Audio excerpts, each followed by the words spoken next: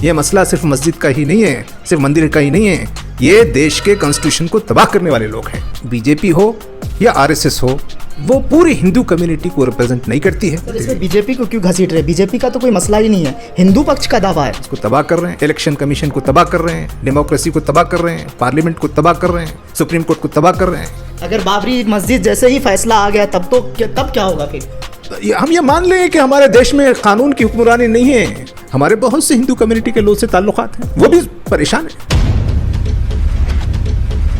नमस्कार, आप देख रहे द इंडिया टीवी और मैं हूँ आपके साथ सद्दाम करीमी।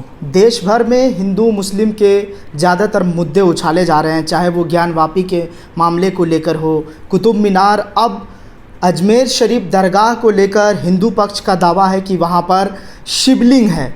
इसी मुद्दे पर बारीकी से बात करने के लिए हमारे साथ मलिक साहब हैं जो सेक्रेटरी हैं, उनसे जानने की कोशिश करेंगे कि वो इसको किस तरह से देखते हैं, उनकी क्या राय है, खुद उनकी ज़ुबानी सुनते हैं। बहुत बहुत शुक्रिया वक्त देने के लिए।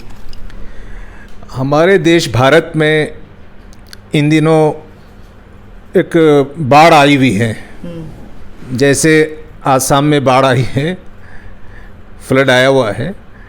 एक फ्लड आया हुआ है कि हर आदमी इस बात में होड़ लगाया हुआ है कि ये मस्जिद पहले मंदिर थी, ये मज़ार पहले मंदिर थी, ये ताजमहल पहले मंदिर थी, कुतुब मीनार पहले मंदिर थी, लखनऊ की मस्जिद पहले मंदिर थी, ज्ञानवापी पहले मस्जिद मंदिर थी। ये सब एक पॉलिटिकल एफर्ट्स हैं। इसका हिंदू मुस्लिम लड़ाई से कोई ताल्लुक़ नहीं है। हमारे देश में जो अब लोग पॉलिटिकल पावर में है, मरकज़ की सरकार और उनकी जो पार्टी के लोग हैं, उन लोगों ने अपने पावर में बाकी रहने के लिए और 2024 में पावर हासिल करने के लिए इस विवाद का, इस झगड़े का आगाज़ किया है। इसके ज़रिए से वो हिंदू कम्युनिटी को अपने हक़ में करना चाहते हैं। तो देश का बड़ा मसला अब ये जो देश में मरकज़ की सरकार में है, बहुत से रियासतों की सरकार में है। मैं आपसे खुलकर जवाब लेना चाह रहा हूँ, कौन है मरकज़ की सरकार, किसको आप कह रहे हैं, और कौन ऐसे लोग हैं जो इस तरह से नफ़रत के एजेंडा को तैयार करते हैं? देश की सारी जनता जानती है कि अब मरकज़ में जो सरकार है वो बीजेपी की है और उनके पीछे जो सरकार है वो आरएसएस की है और उनके अलाइड ऑर्गेनाइजेशंस हैं। जहाँ तक हिंदू कम्युनिटी का ताल्लुक़ है, बीजेपी हो या आरएसएस हो, वो पूरी हिंदू कम्युनिटी को रिप्रेजेंट नहीं करती है। यहाँ हिंदू समाज में ऐसे लोग हैं जो मुसलमानों पर जुल्म हो या मस्जिदों पर जुल्म हो उसके ख़िलाफ़ हैं। लेकिन ये छोटी सी कम्युनिटी जो आरएसएस और बीजेपी के नाम पर है, उन्होंने देश के सब लोगों को हॉस्टेज और गिरवी बना रखा है और एक माहौल बना दिया है। नफ़रत की सियासत है, खौफ की सियासत है। एक तरफ मुसलमानों में खौफ पैदा किया जा रहा है, दूसरी तरफ हिंदुओं में खौफ फैलाया जा रहा है कि अगर हम मुसलमानों को कंट्रोल नहीं करेंगे तो ये मुल्क में छा जाएंगे। तो हिंदुओं को भी डराया जा रहा है, मुसलमानों को भी डराया जा रहा है। तो एक डर की सियासत है, खौफ की सियासत है, ये कोई पूरे मुल्क को डिस्ट्रॉय करने की सियासत है। इस मुल्क में बेशुमार प्रॉब्लम्स हैं, अनगिनत प्रॉब्लम है। अनएम्प्लॉयमेंट है, इलिटरेसी है, वुमेंस का एक्सप्लॉयटेशंस है, ऊंच नीच की बात है, ज़ात पात की बात है, महंगाई की बात है, लोगों बिलो पॉवर्टी लाइन लोग हैं। ये सब मुद्दे गायब हो गए हैं। अब एक ही मुद्दा बाकी रह गया है कि कौन सी चीज़ मस्जिद थी, कौन सी थी मंदिर थी। सर, इसमें बीजेपी को क्यों घसीट रहे? बीजेपी का तो कोई मसला ही नहीं है, हिंदू पक्ष का दावा है।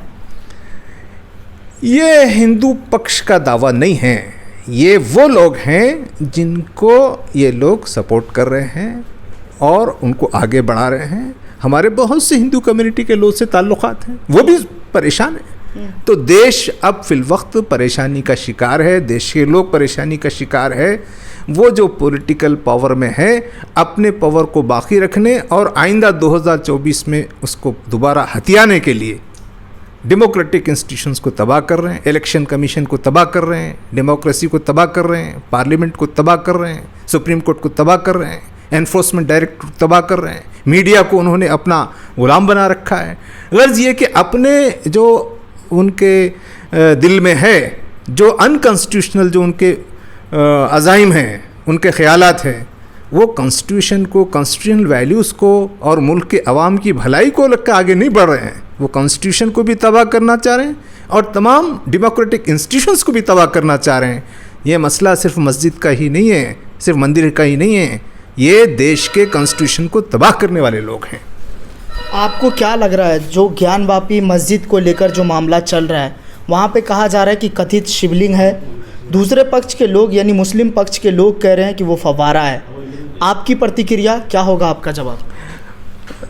आप तहकीक कर लीजिए, तहकीक करने में कोई बुरी बात नहीं है, रिसर्च कर लीजिए, पीएचडी कर लोगों को पीएचडी करा लीजिए उस पर। देश की हज़ारों मस्जिदें ऐसी हैं जिसके दरमियान में वज़ू खाना होता है और वज़ू खाने में वो फव्वारा होता है। अगर वो फव्वारे को अगर शिवलिंग कहा जाता है तो ये तो बहुत गलत बात है, ये कभी नहीं मानी जाएगी, ना हम कभी भी नहीं मानेंगे, बिल्कुल गलत बात हो रही है। एक बात तय कर दी गई कि भाई अब हम इस देश में बाबरी मस्जिद के मसले के बाद में हम कोई चीज़ को अब हाथ नहीं लगाएंगे, हम कोई झगड़े में नहीं पड़ेंगे। 15 अगस्त 1947 को जिसकी जो पोजीशन है उस पोजीशन को सब मान लेंगे और हुकूमत खुद इस जो कानून को ज़मीन पर नाफिज करेगी। अगर ऐसा हम करने लगेंगे तो फिर देश का कोई फ्यूचर नहीं है। सर, न्यायालय में अब मामला है, अब तो अदालत का जो रुख होगा उस पर तो पैनी नज़र है ही, लेकिन आपको क्या लग रहा है अदालत का क्या रुख होगा इस पर? मसला वही कह रहा हूँ ना मैं कि सुप्रीम कोर्ट हो, हाई कोर्ट हो, लोअर कोर्ट हो, मीडिया हो, इलेक्शन कमीशन हो, पार्लियामेंट हो, सीबीआई हो, इन सब को हमारे पॉलिटिकल लॉर्ड्स ने हॉस्टेज बना रखा है। ये प्रॉब्लम हो गया है। तो जो सुप्रीम कोर्ट का फैसला आएगा वो उसका सम्मान करेंगे? भाई देश में रहना है और समाज को चलाना है तो बहुत सी चीज़ों को मानना पड़ता है, मगर वो गलत है। बाबरी मस्जिद का भी जो डिसीजन है अब गलत को भी मानना पड़ता है। अगर बाबरी मस्जिद जैसे ही फैसला आ गया तब क्या होगा फिर? तो हम ये मान लें कि हमारे देश में कानून की हुक्मरानी नहीं है, इंसाफ की हुक्मरानी नहीं है, यहाँ जुल्म और सितम की हुक्मरानी है। लेकिन देश तो सर संविधान से चलेगा ना। संविधान से तो नहीं चल रहा है, जुल्म और सितम से चल रहा है, बुलडोजर पॉलिटिक्स से चल रहा है। कहाँ इंसाफ किसके पास है? तो यही तो देश का बड़ा मसला है। देश का बड़ा मसला हिंदू मुस्लिम का नहीं है, देश का बड़ा मसला ये है कि देश में क्या कानून की और इंसाफ की हुक्मरानी रहेगी या मोबोक्रेसी की मेजॉरिटेरियन रूल रहेगा। ये असल मसला है। इसलिए देश के मुसलमानों को नहीं, यहाँ के हिंदू भाइयों को सोचना चाहिए कि हम इस मुल्क में मोबोक्रेसी रखेंगे या डेमोक्रेसी रखेंगे, मेजॉरिटी रूल रहेगा या डेमोक्रेसी रहेगी।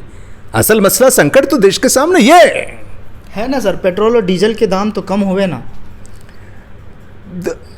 कहाँ कम हुए? किस रियासत में? 9 रुपये पेट्रोल और 7.5 रुपये डीजल। अब क्या चाहिए? नहीं, बिल्कुल धीरे धीरे घटेगा ना सर। वो तो जो है पूछिए कि देश को किसने कहाँ बेच रखा है, कौन अडानी के पास है, कौन अंबानी के पास है। देश में 2 लोग बेच रहे हैं, 2 लोग खरीद रहे हैं। कौन है वो 2 लोग? 2 गुजराती हैं बेचने वाले। सारा कहाँ हो रहा है? नाम लेने से क्यों हिचक रहे हैं? हम बेच रहे, दुनिया जानती है। क्या नाम है वो जो है ना, क्या नाम है वो जो गुजरात से आए हुए हैं? एक अमित शाह जी है, एक मोदी जी है, और खरीदने वाले वो अडानी और अंबानी। 2 लोग बेच रहे हैं, 2 लोग खरीद रहे हैं, देश का सत्यानाश कर रहे हैं। जिस वक्त हम बात कर रहे हैं, इस वक्त जो देश में हालात है, इस वक्त की अगर दुर्दशा को हम देखें तो मुसलमान को क्या करना चाहिए, कैसे इन चीज़ों से बचना चाहिए, आपकी सलाह? नहीं, मुसलमानों को कुछ नहीं करना है, मुसलमानों को नहीं, हुकूमत को करना है, हिंदू कम्युनिटी को करना है। मुसलमान क्या करेंगे? मुसलमान को पास क्या पावर है, उनके पास क्या है? वो तो मजबूर हैं, वो मजलूम हैं, वो क्या कर सकते हैं? पॉलिटिकल लीडर तो तैयार कर सकते। नहीं, सबसे पहले मैं तो कहूँगा कि मुसलमानों को तो कुछ करना नहीं है, असल करना या हिंदू कम्युनिटी को है कि क्या वो हिंदू कम्युनिटी क्या इस यानी बीजेपी की इस पॉलिटिक्स को आगे बढ़ाएगी या इस बीजेपी की पॉलिटिक्स के बजाय कॉन्स्टिट्यूशनल पॉलिटिक्स को आगे बढ़ाएगी? सर मेरा सवाल का आप जवाब नहीं दिए। पॉलिटिकल लीडर को तो तैयार करने की ज़रूरत तो है ना, कि कोई उनके लिए आवाज़ उठा सके। अगर किसी की लिंचिंग होती है, किसी उर्दू नाम होने की वजह से किसी को मार दिया जाता है, तो उनको तो कम से कम उनकी तो हमारा देश जो है एक जो है प्लुरलिस्टिक है, उसको मुस्लिम लीडरशिप की नहीं, अगर वाकई हमारा देश डेमोक्रेटिक देश है तो हमारे देश की गैर मुस्लिम लीडरशिप को मुसलमानों के मसाइल उठाना चाहिए। ऐसा हम आदर्श देश लाना चाह रहे हैं कि गैर मुस्लिम, हिंदू का मसला है तो मुसलमान आवाज़ उठाए और मुसलमानों का मसला है तो गैर मुस्लिम आवाज़ उठाए। ऐसा आपको इस देश में ऐसा होगा, बनाना है। अगर नहीं है तो बनाना है। यही देश की बड़ी खिदमत है। जो ये काम नहीं करे वो देश के दोस्त नहीं, देश के दुश्मन है। चलिए, बहुत शुक्रिया हमसे बात करने के लिए। ये हमारे साथ मलिक साहब थे, जिन्होंने सभी सवालों के जवाब बारीकी अंदाज में दिए, जिनका साफ तौर पे कहना है कि इस देश में हिंदू के जो मसले हैं उनको मुसलमान को उठाना चाहिए, और जो मुसलमान के मुद्दे हैं वो हिंदुओं को उठाना चाहिए। द इंडिया टीवी के लिए दिल्ली से सद्दाम करीमी की रिपोर्ट। चैनल को लाइक, शेयर एंड सब्सक्राइब करें और बेल आइकन दबाना ना भूलें।